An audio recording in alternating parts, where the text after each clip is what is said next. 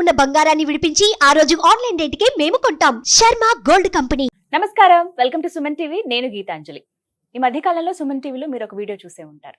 శివాలయంలో అసలు ప్రదక్షిణ ఏ విధంగా చేయాలి? ఇప్పటి వరకు ప్రదక్షిణ చేస్తున్న వాళ్ళు దాదాపుగా 99% మంది కూడా తప్పుగానే చేస్తున్నారు. ఆ విధంగా చేయటం వల్ల ఎలాంటి ఉపయోగం ఉండదు. సరైన పద్ధతిలో ప్రదక్షిణ చేస్తే ఆ శివయ్య అనుగ్రహం ఉంటుంది అని చెప్పి ఈ వీడియో చూసుంటారు. అయితే ఆ వీడియోలో వివరించిన వారు ప్రముఖ జ్యోతిషులు బ్రహ్మశ్రీ నందిభట్ల శ్రీహరి శర్మ గురువు గారు. అయితే ఈ వీడియో ఎప్పుడైతే రిలీజ్ అయిందో చాలా చక్కగా ఆదరించారు, అందరూ తెలుసుకున్నారు, చాలా మందికి షేర్ చేశారు. అయితే ఇంకొంతమంది సందేహం వ్యక్తం చేశారు. మాకు అర్థం కావట్లేదండి, ఇంకొంచెం వివరంగా చెప్తారా ఎలా వెళ్ళాలి? ఇప్పుడు మేము అలాగే దేవాలయానికి వెళ్తున్నప్పుడు ఎదురుగా తిరుగుతున్నాం అని చెప్పి కొంతమంది ఇట్లా వింతగా చూస్తున్నారని ఇలా రకరకాలుగా కామెంట్స్ పెట్టారు. నిజంగా అసలు అంటే శాస్త్ర ప్రామాణికమైన ఎందులో చెప్పబడింది, అసలు ఏ విధంగా చెయ్యాలి, ఇవన్నీ మరొకసారి మీరు డౌట్స్ అడిగారు కాబట్టి మీకోసం మరొకసారి క్లియర్ గా వీడియో చేద్దాం అనుకుంటున్నాం. బోర్డు పైన ఎక్స్ప్లెయిన్ చేస్తానన్నారు ఎలా ప్రదక్షిణ చేయాలని చెప్పి గురువు గారు. మరి ఆలస్యం చేయకుండా వారితో మాట్లాడదామా? గురుగారు నమస్కారం అండి. వాగర్థావివ సంపృక్తౌ వాగర్థ ప్రతిపత్తయే జగతః పితరౌ వందే పార్వతీ పరమేశ్వరౌ. సదాశివ సమారంభాం శంకరాచార్య మధ్యమాం అస్మదాచార్య పర్యంతం వందే గురు పరంపరాం. ఆదిత్యాయ చ సోమాయ మంగళాయ బుధాయ చ గురు శుక్ర శనిభ్యశ్చ రాహవే కేతవే నమః. శృంగేరి జగద్గురు పీఠాధిపతులకి, కంచి పీఠాధిపతులకి నమస్కారములు తెలియజేసుకుంటూ కార్యక్రమాన్ని ప్రారంభిద్దాం. గురుగారు విన్నారు కదా, ముందుగానే చెప్పాను మీకు, ఇలా కామెంట్స్ లో చూసాము, కొంచెం కన్ఫ్యూజింగ్ గా ఉంది, అర్థం కావట్లేదు, ఎలా ప్రదక్షిణ చేయాలి, మళ్ళీ వెనక్కి రావాలా, వెనక్కి వచ్చి మళ్ళీ వెనక్కి వెళ్తే ఒక్క సంఖ్య అవుతుందా అనేది కాస్త సందేహంగా ఉందన్నారు. మీరు ఇంకొంచెం క్లియర్ చేస్తారా? శివాలయంలో ప్రదక్షిణ ఏ విధంగా చేయాలి? తప్పకుండానమ్మా. ఈ కార్తీక మాసంలో శివాలయానికి వెళ్ళడం మహద్భాగ్యం ఎవరికైనా కానీ. అందున అంతకు ముందే చెప్పాను, నాకు జీవితంలో ఒక ఈశ్వరునికి సంబంధించినటువంటి ప్రదక్షిణ గురించి అవగాహన ఉంది, కానీ విధానము సరైందా కాదా అని తెలియదు. ఆ ఈశ్వరుని పరిపరి విధాలుగా అడుగుతున్నప్పుడు ఆ ఈశ్వరుడే మనకు తెలియచేస్తాడని ఒక బ్రాహ్మణుడి రూపంలో మనకు తెలియచేశాడు.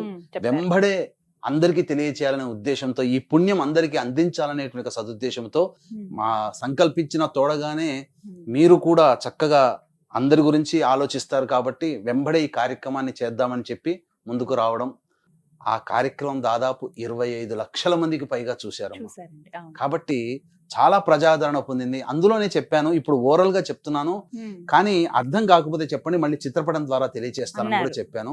అందుకని దానికి తగ్గట్టుగా వీక్షించేటువంటి ప్రేక్షకుల కామెంట్స్ రూపంలో చాలా మంది తెలియజేశారు, ఎలా చేయాలి, మాకు ఒక చిత్రపటం ద్వారా తెలియజేస్తే మాకు ఒక అవగాహన ఉంటుంది, దాన్ని బట్టి మేము చక్కగా చేసుకుంటామంటే ఎస్ ఇక చెయ్యాలి తప్పదు అని చెప్పి ముందుకు రావడం, సమయం చూసుకొని ఈ కార్యక్రమాన్ని అందరికీ తెలియచేయాలనేటువంటి ఒక సదుద్దేశముతో చేయిస్తున్నాను. దీన్ని శివాలయంలో గృహస్థులు అంటే నియమం ప్రకారం కొన్ని చోట్ల ఎలా ఉన్నారంటే, బ్రహ్మచారులు ఇది చెయ్యకూడదు, గృహస్థులు మాత్రమే ఈ విధంగా చేయాలి. కానీ కొంతమంది మానవుడిగా పుట్టినటువంటి వాళ్ళు వ్యక్తులు శివాలయంలో ఈ విధంగా చెయ్యాలని చెప్పి చెప్తున్నారు. కాబట్టి ఈశ్వరుని కొలవడానికి భక్తితో మనం చేసేది ఏదైనా ఆ ఈశ్వరుడు అంగీకరిస్తాడు. కాకపోతే ఈ శివాలయంలో ప్రదక్షిణ విధానం అనేటువంటిది ఉంది, దాన్ని చండీశ్వర ప్రదక్షిణ అంటారు. ఇప్పుడు చెప్పుకోబోయేటువంటి ప్రదక్షిణ గురించి చాలా మందికి ఒక అవగాహన అనేటువంటిది వచ్చింది, కాకపోతే ఇంకా ఈ పిక్చర్ ద్వారా క్లారిటీగా వస్తుందమ్మా. కాబట్టి ఎలా ప్రదక్షిణ చేయాలి చండీశ్వర ప్రదక్షిణ, దీనివల్ల ఒక్క మారు ప్రదక్షిణ చేస్తే 10,000 పర్యాయములు ప్రదక్షిణ చేసిన పుణ్య ఫలితం వస్తుందంటే ఎంతటి మహద్భాగ్యం అమ్మా. అంటే సృష్టి స్థితి లయకారకాలలో లయకారకుడు పరమేశ్వరుడు, భోళాశంకరుడు పరమేశ్వరుడు. ఆయన్ని మామూలుగా చెంబెడు మంచినీళ్లు పోసి అభిషేకించినా సంతృష్టి పడతాడట.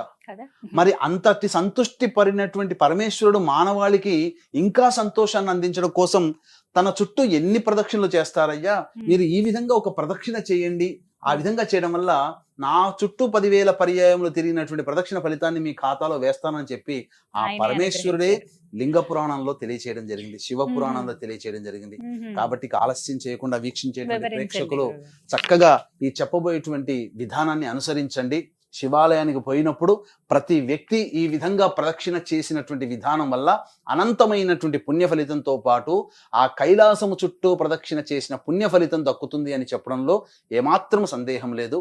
ఇక వీక్షించేటువంటి ప్రేక్షకులకి ఈ యొక్క రాబోయేటువంటి 2025 సంవత్సరం కుటుంబ సభ్యులు అందరికీ కూడా జాతకరీత్యా ఉన్నటువంటి సర్వదోషాలు తొలగిపోవాలని ప్రతి నెల ఒక్కొక్క పుణ్యక్షేత్రంలో సర్వదోష నివారణ హోమాలు అనేటువంటివి జరిపించడం జరుగుతుంది. విద్య, వివాహ, ఉద్యోగ, దాంపత్య, సంతాన, అనారోగ్య సమస్యల నివారణార్థమై సర్వదోష నివారణ హోమాలు సంవత్సరం పాటు మీ కుటుంబ సభ్యుల గోతనామాదులతో ఒక్కొక్క నెల ఒక్కొక్క పుణ్యక్షేత్రంలో చేయించడం జరుగుతుంది. అవకాశం ఉన్న వాళ్ళు కార్యక్రమ తదనంతరం కాంటాక్ట్ చేసి పూర్తి వివరాలు తెలుసుకోవచ్చు.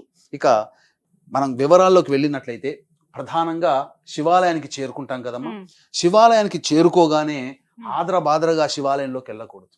మొట్టమొదలు ధ్వజస్తంభం దగ్గర, ఇక్కడ ధ్వజస్తంభం అని రాశాను, వీక్షించే ప్రేక్షకులు గమనించాలి. ఈ ధ్వజస్తంభం దగ్గర నిల్చుని ఆ ఈశ్వరుని దర్శనం చేసుకోవాలి. దర్శనం చేసుకున్న తర్వాత ఆ ఈశ్వరుడికి ఎదురుగా నంది ఉంటుందమ్మా. అయితే ఈ శివాలయం ఇదంతా గర్భాలయం అయినప్పుడు ఈ శివాలయంలో ఈ ఈశ్వరునికి అభిషేకం చేసిన జలమంతా కూడా ఒక చోట బయటికి వెళుతుంది. అక్కడే మనకు ఇక్కడ ఈ సంబంధించినటువంటి సోమసూత్రము అనగా పానపట్టము, ఇక్కడ చండీశ్వరుని యొక్క స్థితి ఉంటుంది. ఇక్కడ చండీశ్వరుని విగ్రహం లేకపోయినా ఈ నీరు బయటికి వెళ్ళే, గర్భాలయం నుంచి నీరు బయటికి వెళ్ళేటువంటి ప్రదేశమే చండీశ్వర స్థానముగా గుర్తించుకోవాలి మొదలు. ఇక దేవాలయంలోకి అడుగు పెట్టగానే ధ్వజస్తంభం దగ్గర లోపల ఉన్నటువంటి శివుణ్ణి ఒక్కసారి మనసారా నమస్కారం చేసుకుని ఈ ధ్వజస్తంభం దగ్గర నుంచి ఇలా మొదలు పెట్టుకుంటూ ఇలా లోపల శివాలయం గర్భాలయంలోకి వెళ్లకుండా ధ్వజస్తంభం పక్క నుంచి ఇలా ఎడం వైపున ఇలా వెళుతూ ఈ విధంగా పానపట్టం దగ్గరికి రావాలి. అంటే ఈ అభిషేక జలము వెళ్ళిపోయేటువంటి ఆ ప్రదేశం దగ్గర రావాలి. ఇక్కడ ప్రమథగణాలు చండీశ్వరుడు కొలువై ఉంటారట.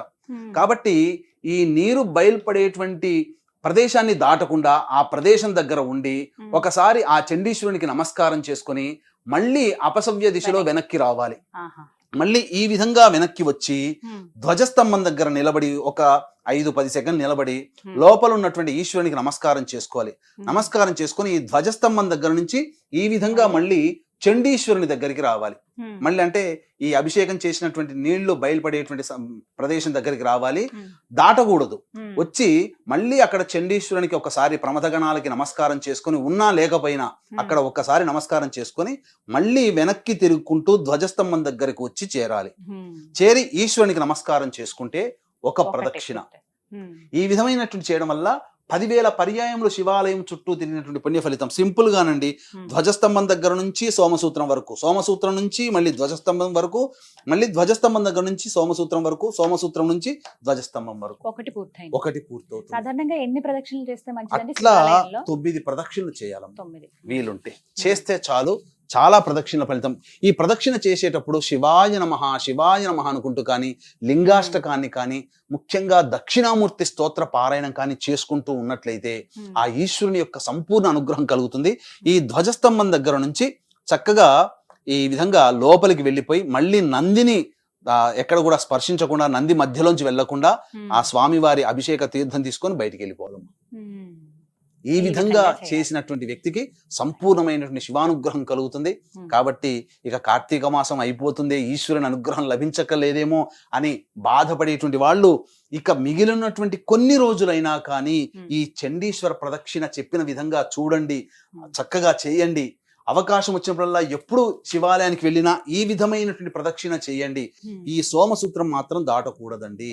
ఈ విధంగా చేసినటువంటి వ్యక్తులకి శివానుగ్రహం అపారంగా కలుగుతుంది. నా మీద నమ్మకంతో మీరు ఒక సంకల్పం చేసుకొని ఒక 11 రోజుల పాటు ఈ విధంగా మీరు ప్రదక్షిణ 9 ప్రదక్షిణలు చేస్తారా, 54 ప్రదక్షిణలు చేస్తారా, 27 నక్షత్ర ప్రదక్షిణలు 27 ప్రదక్షిణలు చేస్తారా, లేదా 108 ప్రదక్షిణలు చేస్తారా, మీ యొక్క ఓపికను అనుసరించి 11 రోజులు కానీ, 18 రోజులు కానీ, 27 రోజులు కానీ, 41 రోజులు కానీ, 54 రోజులు కానీ, 108 రోజులు కానీ, మీ యొక్క సంకల్పం యొక్క తీవ్రతను బట్టి అన్ని రోజులు పెంచుకొని ఆ విధంగా చేయండి.